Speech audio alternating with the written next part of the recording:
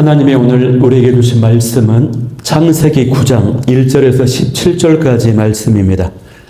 창세기 9장 1절에서 17절까지 말씀을 봉독해 올리겠습니다. 하나님이 노아와 그 아들들에게 복을 주시며 그들에게 이르시되 생육하고 번성하여 땅에 충만하라. 땅의 모든 짐승과 공중의 모든 새와 땅에 기는 모든 것과 바다의 모든 물고기가 너희를 두려워하며 너희를 무서워하리니 이것들은 너희의 손에 붙였음이니라. 모든 산 동물은 너희의 먹을 것이 될지라. 채소같이 내가 이것을 다 너희에게 주노라. 그러나 고기를 그 생명되는 피째 먹지 말 것이니라. 내가 반드시 너희의 피, 곧 너희의 생명의 피를 찾으리니 짐승이면 그 짐승에게서 사람이나 사람의 형제면 그에게서 그의 생명을 찾으리라. 다른 사람의 피를 흘리면 그 사람의 피도 흘릴 것이니 이는 하나님이 자기 형상대로 사람을 지으셨음이니라. 너희는 생육하고 번성하며 땅에 가득하여 그 중에서 번성하라 하셨더라.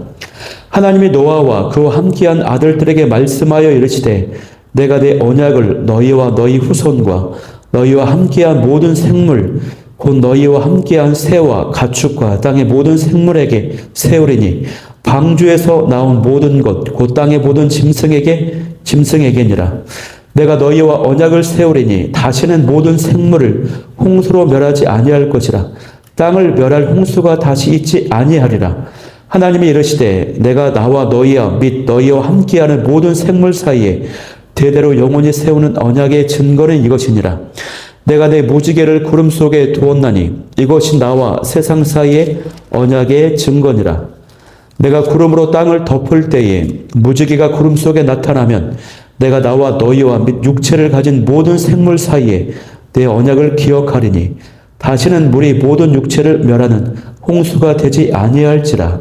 무지개가 구름 사이에 있으리니 내가 보고 나 하나님과 모든 육체를 가진 땅의 모든 생물 사이에 영원한 언약을 기억하리라. 하나님이 노아에게 또 이르시되 내가 나와 땅에 있는 모든 생물 사이에 세운 언약의 증거가 이것이라 하셨더라. 아멘. 네, 저는 오늘 이 시간에 새로운 질서와 무지개 언약, 새로운 질서와 무지개 언약이라는 제목을 가지고 오늘 말씀을 나누도록 하겠습니다. 오늘 본문은 이제 창세기 9장의 전반부 말씀입니다.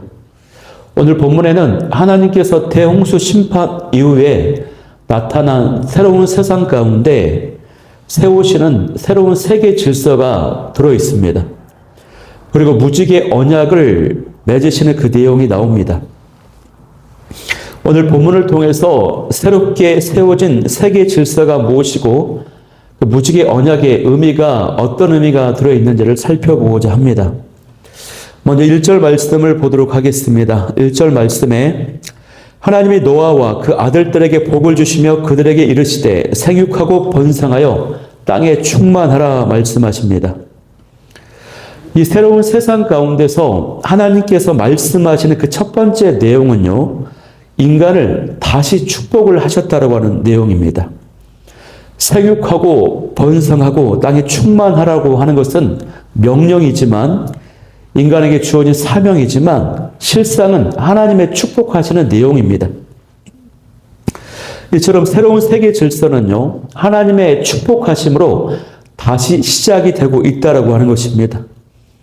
이 노아와 가족들이요, 방주에서 나왔을 때 어땠을까요? 눈앞에 펼쳐진 세상의 모습은 참혹하기 그지 없었을 것입니다.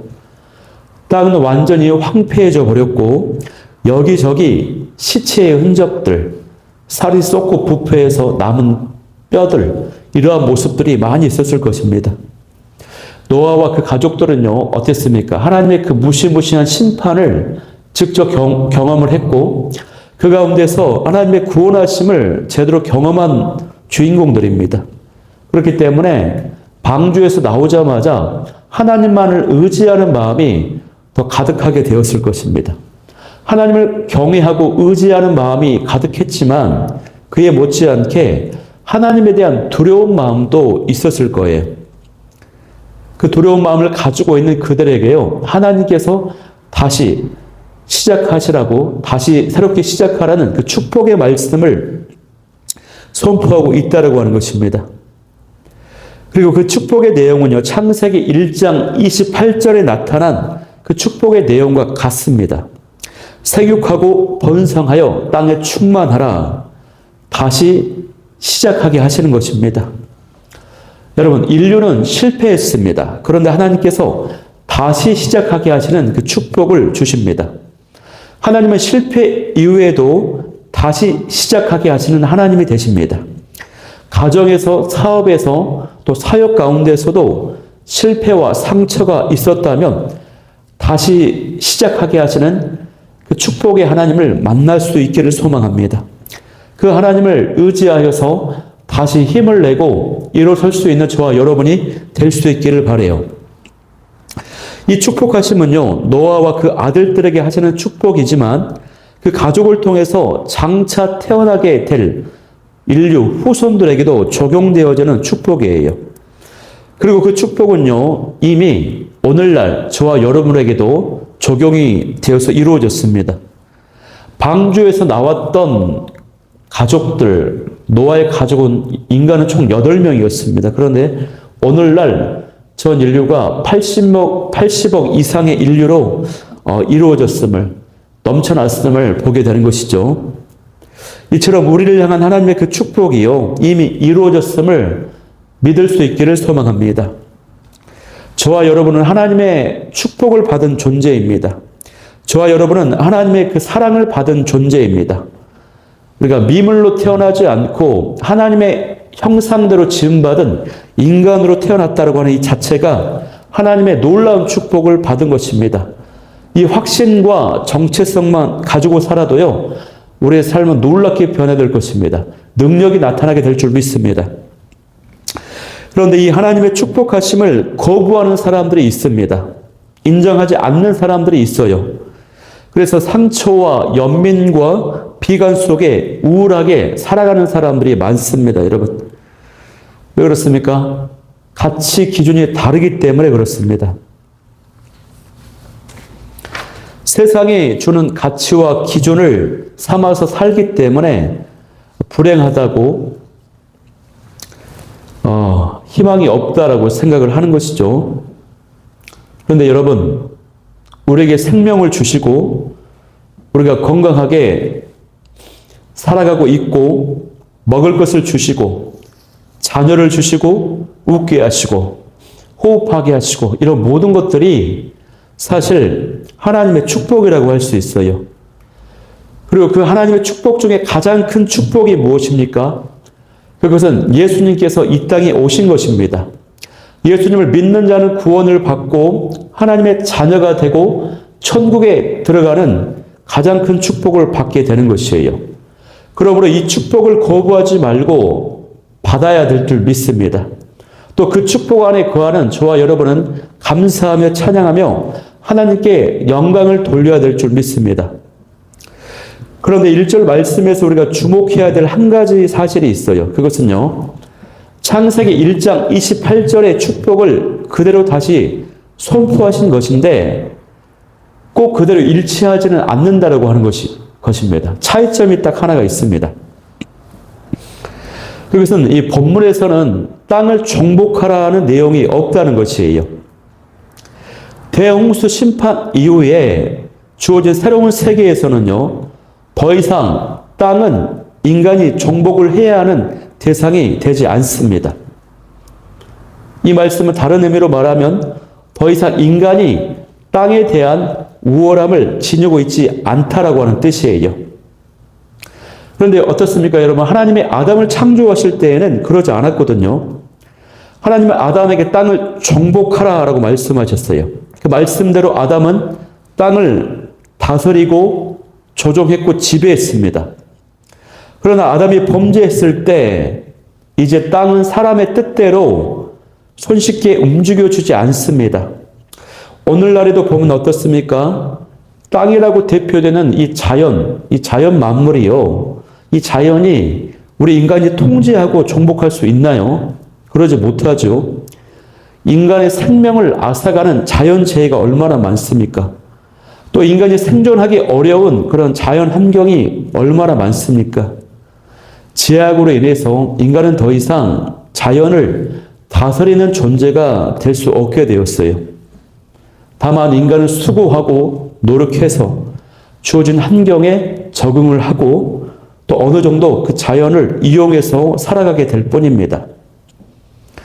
그러나 여러분, 예수 그리스도께서 재림하시는 그 날에는 땅에 대한 인간의 통치권이 회복됩니다, 여러분. 조금 더 정확히 말하자면 예수님이 다시 오시는 그 재림의 때에는요, 예수님과 함께한 성도들이 자연에 대한 통치권을 가지고 함께 누리도록 하신다고 하는 사실이에요. 그래서 이 땅을 정복하는 일은 인간의 손에 있는 것이 아닙니다. 그러나 하나님의 아들이신 예수님의 손에 맡겨진 것입니다. 그래서 정확한 표현은요, 예수 그리스도를 통한 땅의 정복이 되어야 됩니다. 그러므로 우리 인간은 예수님의 인도하심을 따라서 예수님의 그 방법으로 예수님의 영광을 위해서 최선을 다해서 땅을 정복하고 다스리고자 노력해야 될 줄 믿습니다. 이처럼 첫 번째 새로운 세상 가운데 하나님께서 선포하시고 세우신 그 질서, 그 내용은 뭐냐면 하나님께서 다시 새롭게 축복하셨다고 하는 사실입니다. 인간을. 두 번째로요, 하나님께서 세우신 새로운 세계 질서의 두 번째 내용이 뭐냐면 동물들이 인간에 대하여 두려움을 갖게 함으로 인간들을 보호하게 하셨다고 하는 내용이에요. 그 내용이 2절 말씀입니다. 땅의 모든 짐승과 공중의 모든 새와 땅에 기는 모든 것과 바다의 모든 고기가 너희를 두려워하며 무서워하리니 이것들이 너희 손에 붙였음이니라. 하나님께서는 새로운 세계 질서를 세우시면서 이 동물들로 하여금 인간에 대한 본능적인 두려움을 갖게 만드셨습니다. 그래서 동물들에게는 인간을 경계하고 피하는 자연적인 본능이 있어요. 그러나 하나님께서는 처음에 인간과 동물을 만드실 때 이 동물 사이에서는 그런 두려움이 없었습니다. 또 이 동물들 안에 그런 야수적인 사나움이 없었어요. 인간도 동물도 다른 동물들을 먹지 않았습니다. 인간과 동물은 평화와 조화 가운데서 사이좋게 함께 지냈습니다. 적어도 고등동물계 사이에서는요, 상호간의 애정을 가지고 지냈던 것이 분명합니다. 그런데 이런 모습이 인간의 제약으로 인해서 세상이 타락하고 부패해진 이후에 이 동물들의 세계는 야만적인 세계가 되었습니다. 생존과 식량을 위해 먹고 먹히는 야생의 관계가 되었어요. 동물들은 기본적으로 사람을 두려워하고 경계하게 되어 있습니다. 이 모습에 대해서요, 성경 주석학자인 매튜 헨리가 이렇게 설명하고 있습니다. 말과 소는 멍에를 씌우고 자갈을 물리는 것에 묵묵히 따르고 양은 털 깎는 자나 도살자 앞에서 잠잠하다. 왜냐하면 인간에 대한 두려움과 공포가 그들에게 있기 때문이다. 어느 모로나 우리에게 해를 입히는 동물들은 제재를 받는다. 비록 과거나 지금 인간은 그러한 동물들에 의해서 피해를 입을 수는 있다고는 하나 그것들은 인간에 대항하고자 집단적으로 덤벼들지 않는다. 이 두려움과 겁이 아니라면 도대체 무엇 때문에 늑대들이 우리가 사는 곳에서 멀리 떨어져 있고 사자들이 길거리에 나타나지 않으며 그저 광야에서만 지내게 됐겠는가, 이렇게 설명하고 있어요. 여러분, 그런데 인간과 동물 사이에 있는 이런 두려움의 관계 역시 언제 회복이 될 수 있을까요? 그건 역시도 예수님이 다시 오시는 그 재림의 때에는 회복이 된다라고 하는 사실이에요. 이사야 11장 6절에서 9절 말씀을 보면은 그 모습을 예언하고 있습니다.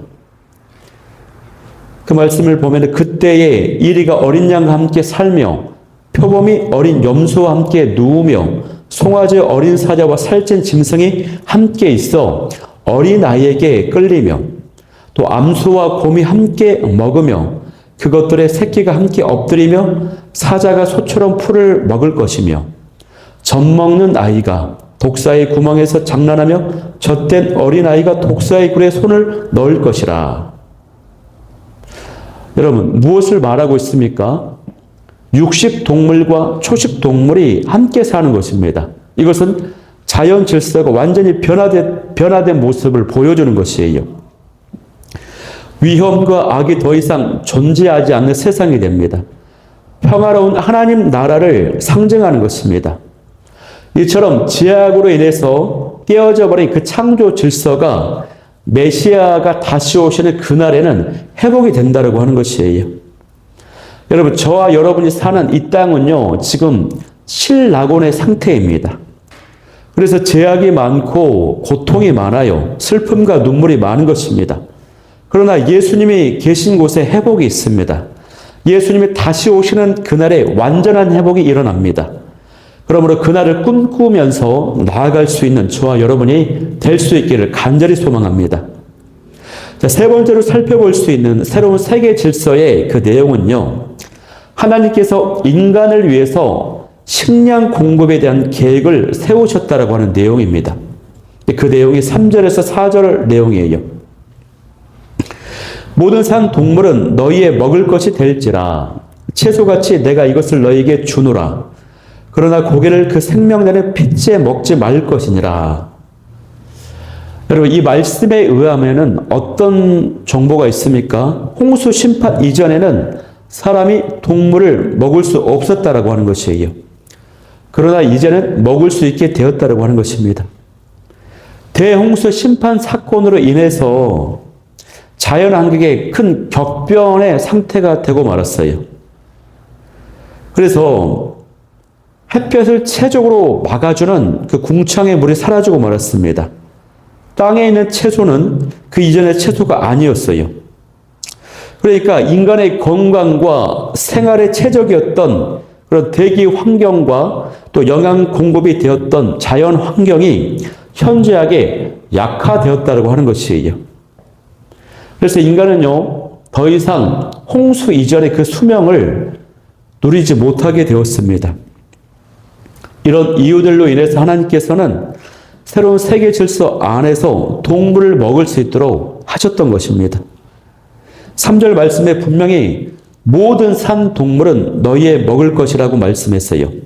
그러니까 먹을 수 있는 정결한 짐승이나 부정한 짐승, 이런 구분은 종교적이고 의식적인 유대인들에 의해서 이후에 이제 주어진 것입니다. 나중에 생긴 것이에요. 성경은 육식을 분명히 인정하고 있습니다. 그래서 채식만 해야 된다고 하는 그런 어떤 주장하는 비건주의자들이 있는데, 이것을 육식을 죄라고 말한다면 그것은 성경의 정신과 충돌하게 되는 것입니다. 그런데 하나님께서요, 인간이 동물을 먹을 수는 있으나 한 가지 예외를 말씀하십니다. 그것은 4절 말씀에 보니까 그러나 고기를 그 생명내는 핏째 먹지는 말 것이니라 라고 말씀하십니다. 이어서 5절에도 내가 반드시 너희의 피, 곧 너희의 생명의 피를 찾으리니 짐승이면 그 짐승에게서, 사람이나 사람의 형제면 그에게서 그의 생명을 찾으리라 말씀하십니다.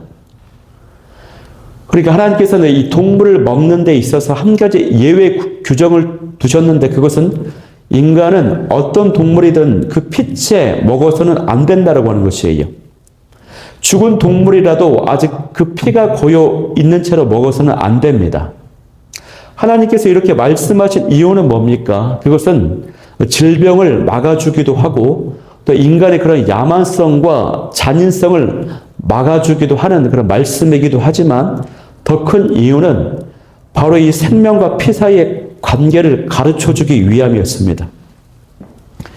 피는 생명인데요, 그렇기 때문에 생명을 함부로 다루지 말라는 것입니다. 이 생명은요, 하나님께 속해 있는 것입니다. 그러니 이 피도 하나님께 속해 있는 것이에요. 그리고 이 피는요, 인간이 하나님께 받아들여지는 데 사용되는 희생의 피, 즉 예수 그리스도의 십자가 보혈을 예표하는 것이기 때문에 이 피를 함부로 다루지 말라는 것입니다. 먹지 말라는 것입니다. 피에 담긴 이러한 이유들 때문에 하나님은 픽채 먹지 말라고 지금 말씀하세요. 그래서 우리가 고기를 먹을 때 동물이 피를 흘리고 죽게 되었지 않습니까? 그렇기 때문에 식사를 할 때 우리는 하나님께서 나의 영양 공급을 위해서 은혜를 베풀어 주신 것에 감사해야 되고요. 또 더 나아가서는 무엇보다 우리가 영원히 살 수 있도록 보배로운 피를 흘리신 예수님의 십자가의 그 공로, 그 은혜를 묵상해야 될 줄 믿습니다. 하나님께서 이 새로운 세상 가운데 말씀하신 마지막 네 번째 사항은 뭐냐면 인간의 생명을 보호하기 위해서 규범을 확립하셨다라고 하는 내용이에요. 그 내용이 이제 5절에서 6절 말씀이거든요. 내가 반드시 너희의 피, 곧 너희의 생명의 피를 찾으리니 짐승이면 그 짐승에게서 사람이나 사람의 형제면 그에게서 그의 생명을 찾으리라. 다른 사람의 피를 흘리면 그 사람의 피도 흘릴 것이니 이는 하나님이 자기 형상대로 사람을 지으셨음이니라. 아멘. 여러분, 이 말씀은요, 하나님께서는 인간의 생명이 보호되도록 법을 세우셨다라고 하는 말씀이에요. 이 말씀 안에 생명뿐만 아니라 인간에게 소중한 자유, 재산, 어떤 정의, 권리, 건강 이런 것도 다 포함되어 있다고 할 수 있습니다. 하나님께서는 사람의 생명과 재산을 함부로 대하지 못하도록 막으셨습니다. 그래서 이 말씀의 정신에 근거해서 노아와 그의 아들들과 후손들은요, 그의 기초에서 법을 세우고 또 사회와 국가를 그에 대한 규범을 세우며 형성해서 살아가게 되었을 것입니다. 그래서 이 말씀은 또 자유민주주의의 가장 중요한 기초가 되는 천부 인권 사상과 연결되어 있습니다. 또 국가의 그 권위의 근거와도 연결되어 있어요. 그래서 국가의 역할은 인간의 존엄성과 이 권리를 지키는 것입니다. 이를 위해서 국가에 막강한 힘을 부여한 것이죠. 그 가장 힘은 뭡니까? 사형까지도 집행할 수 있는 사형 집행권까지도 생명처분권까지도 이 국가에 부여한 것입니다. 그래서 이 사형에 대한 법은요, 오늘 본문에서 보듯이 성경에 기록되어 있습니다. 신명기 17장 말씀에도 그렇고 로마서 13장에도 그렇고요. 사형에 대한 근거 기준이 있어요. 그러나 이 사람의 생명을 취할 수 있는 것은 사서로이 해서는 안 되고 국가만이 할 수 있고, 그것도 어떻습니까? 인간이 오판을 할 수 있기 때문에 자비와 공정함을 가지고 신중하게, 정말 신중하게 집행이 되어야 된다고 하는 것입니다. 여기서 중요한 것은 뭐냐면 하나님께서 최고의 가치로 보시는 것이 인간의 생명이라고 하는 것이에요. 왜 그렇습니까? 인간은 하나님의 형상대로 지음받은 존재이기 때문에 그래요. 그렇기 때문에 어떤 누군가가 인간의 생명을 취한다, 살해를 했다라고 하는 것은 하나님의 형상을 무너뜨리는 것입니다. 하나님을 없이 하는 것과도 같은 것이에요. 그래서 인간의 생명이 철저하게 보호되도록 하나님께서 명확하게 말씀하시는 것이에요. 그런데 이 육체의 생명이 소중하듯이 영혼의 생명은 얼마나 더 소중하겠습니까? 그러므로 우리가 영과 육의 이 생명을 소중히 여기는 저와 여러분이 될 수 있기를 축복합니다. 여기까지가요, 여러분, 무엇에 대한 내용이었습니까? 새로운 세상에 대한 질서, 하나님을 세우신 새로운 질서와 기준을 말씀하셨어요. 제가 네 가지를 나눴습니다. 첫 번째는 하나님께서 인간에게 다시 시작하게 하시는 축복을 주셨다고 하는 것입니다. 두 번째는 인간에 대해서 동물들이 두려움을 갖게 만들었다고 하는 것입니다. 세 번째는 인간을 위해서 식량 공급에 대한 계획을 세우셨다는 것입니다. 네 번째는 인간의 생명을 보호하기 위한 그 그 법, 규범을 세우셨다는 것입니다. 여러분, 이처럼 어떻습니까? 하나님께서 새로운 세상 가운데 세우신, 말씀하신 그 모든 것이 다 누구를 위한 것입니까? 인간들을 위한 것이었다고 하는 것이에요. 사람들을 위한 것이었어요. 노아와 노아의 아들들, 또 그의 며느리들, 또 노아의 아내, 총 8명을 위한 선언이었습니다. 그리고 그 가족들을 통해서 낳게 될 후손들을 위해서 주시는 말씀이었습니다.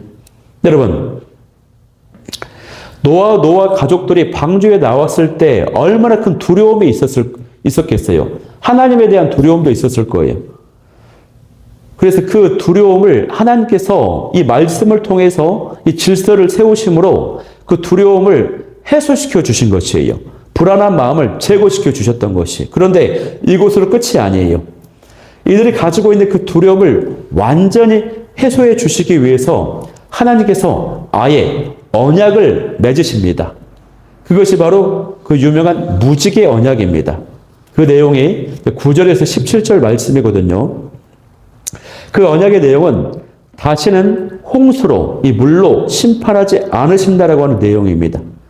11절에 보면은 내가 너희와 언약을 세우리니 다시는 모든 생물을 홍수로 멸하지 아니할 것이라.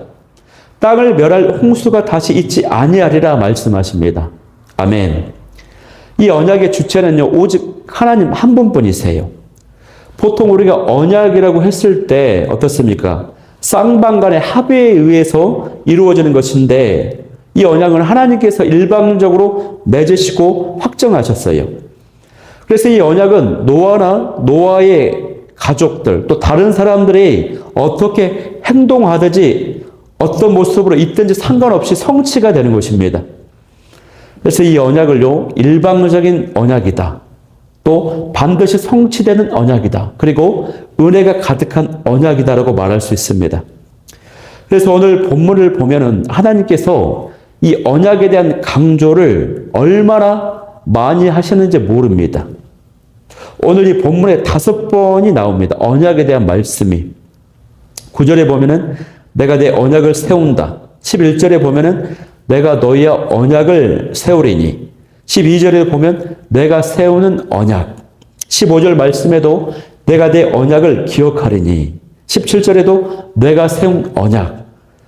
이처럼요, 하나님께서 이 언약을 지키겠다, 세우겠다, 확정 짓는다. 이런 하나님의 강력한 의지가 이 말씀 아래 담겨져 있다는 것입니다. 이 언약은 물로 심판하지 않는다는 의미도 있지만 또 어떤 뜻이 거기에 들어있습니까? 여자의 후손을 통해서 약속의 씨, 바로 구원자가 이 땅에 오게 하겠다라고 하는 그 언약도 이 안에 들어있는 것이에요. 이 약속을 위해서는요, 사람이 죽어서는 안 되기 때문에, 한 번에 모두가 죽게 되면 안 되기 때문에 이 언약의 의미가 이 안에 들어있는 것입니다, 여러분. 이 언약을 듣고요, 노아가 이 가족들이 얼마나 기뻤을까요? 안심했을까요, 여러분? 이때 비로소 노아는요, 그 이름에 걸맞게 진정한 안식을 할 수 있게 되었을 것입니다. 그래서 이후에 이제 본문에 보면은 너무 이제 마음이 편해가지고 술을 먹고 이제 뻗어버리죠. 이런 내용이 나오죠. 다음 주에 나누겠습니다. 하나님이요, 노아에게 영원히 세우는 그 언약의 증거, 그 표징으로 무엇을 보여주셨습니까? 무지개를 보여주셨어요. 13절 말씀을 보면은 내가 내 무지개를 구름 속에 두었나니 이것이 나와 세상 사이의 언약의 증거니라. 무지개는 히브리어로요, 캐세트라고 그러거든요. 캐세트. 근데 그 뜻은 어떤 뜻이냐면 전쟁 무기로 사용되는 활을 가리키는 것입니다. 활. 그러니까 하나님께서는요, 심판의 활을 하늘에 걸어 두셨다라고 하는 뜻이에요. 전쟁이 끝나면 군인들이 무기를 내려놓거든요. 무기를 내려놓는다라고 하는 것은 싸움이 끝났다라고 하는 의미입니다. 공격하지 않겠다라고 하는 것이에요. 전쟁에서 활은 적을 향해 수평으로 쏘는데 무지개를 보면 어떻습니까? 이렇게 생겨가지고 하늘 위를 향해 있지 않습니까? 하늘 위쪽으로 향해 있어요. 이 의미는 하나님이 더 이상 이 세상을 향해서, 이 땅을 향해서 심판의 화살을 쏘지 않겠다. 이런 의미가 여기 들어있는 것입니다. 캐세트, 활, 무지개. 그런데 여러분 이 무지개가 언제 나타납니까? 비가 온 뒤에 또는 구름 사이에 나타납니다. 대홍수 심판이 하늘에서 비가 내렸어요. 그렇게 시작이 됐죠. 그때 하늘에 구름이 가득했을 것입니다. 그래서 노아와 노아의 가족들은요, 하늘에서 비가 내리면 얼마나 걱정했겠어요. 얼마나 무서워했겠어요. 다시 대홍수 심판이 벌어지는 것은 아닌가 하는 두려움이 있었을 것이에요. 그래서 14절에서 15절 말씀에 보면은 그때 하나님께서 구름으로 땅을 덮을 때에 무지개가 나타나면 이 언약을 하나님이 기억하겠다라고 하는 것입니다. 하나님이 기억하겠다. 그러니 너희들도 이것을 보고 안심하라 이렇게 말씀하세요. 인간은 너무 잘 잊어버리기 때문에 잘 잊어버리고 쉽게 불안하고 두려워하기 때문에 그 무지개를 보고 하나님의 언약을 기억하라는 것입니다. 하나님도 그 무지개를 보시고 이 언약을 기억하시겠다라고 말씀하시는 것이에요. 그래서 하나님께서 하늘에 이 무지개라고 하는 표징을 두셔서 이 언약을 확인하고 또 확인하게 만드십니다. 제가 작년에도 하늘에 떠 있는 무지개를 보았거든요. 그래서 이 무지개 표징이 수천 년이 지난 오늘날에도 나타나고 있는 것이에요, 여러분. 이처럼 이 언약은 영원한 언약입니다. 인류 역사가 끝까지 지속되는 언약이에요. 이 무지개 언약은 성경에서 아주 중요한 의미가 있는데 그것은 하나님의 일반 은혜는 믿는 자랑 믿지 않는 자에게 모두 동일하게 주어진다고 하는 뜻이 있고요. 그리고 더 중요한 의미는 하나님은 세상에 멸망하지 않고 구속의 역사가 계속 진행되도록 하시겠다라고 하는 뜻입니다. 하나님은 언약의 하나님으로서 지키시는 하나님, 약속을 성취하시는 하나님이 되십니다. 여러분, 이 무지개는 하나님의 은혜의 표시입니다. 비가 온 뒤에 무지개가 나타납니다. 비가 내릴 때마다 하나님을 말씀하십니다. 나는 여전히 너희와 언약을 지키고 있다. 대홍수 이후에 하나님은 다시 시작할 기회를 우리에게 주십니다. 제가 어느 날 좌절하고 낙심해 있었을 때 하늘을 보니까 비 온 뒤에 무지개가 찬란하게 떴어요. 그것을 보고 다시 하나님의 약속 붙잡고 힘을 내었던 적이 있어요. 위로받은 적이 있습니다. 하나님은 저와 여러분이 언약을 기억해서 다시 힘을 내어서 시작하기를 원하십니다. 이처럼 오늘 이 창세기 9장 말씀에는요, 새로운 세상 가운데 우리 인간을 위해서 축복을 주시고 질서를 다시 세우십니다. 인간을 위해서 질서를 세우셨다는 것입니다. 그리고 영원한 무지개 언약을 세우셨습니다. 하나님이 이처럼요, 너무나도 좋으신 분이세요. 그 좋으신 하나님을 찬양하며 나아가는 저와 여러분이 될 수 있기를 간절히 소망합니다. 오늘 이 말씀 붙잡고 기도할 때 첫 번째, 다시 시작하게 하시는 하나님의 축복을 붙잡고 살아가게 도와주옵소서. 두 번째는 하나님이 주신 그 생명의 가치를 소중히 여기게 하여 주옵소서. 세 번째는 하나님의 그 언약을 신뢰하며 두려움 대신 믿음으로 담대함으로 나아가게 하여 주옵소서. 우리 이 기도 제목 가지고 뜨겁게 기도하며 나아가도록 하겠습니다.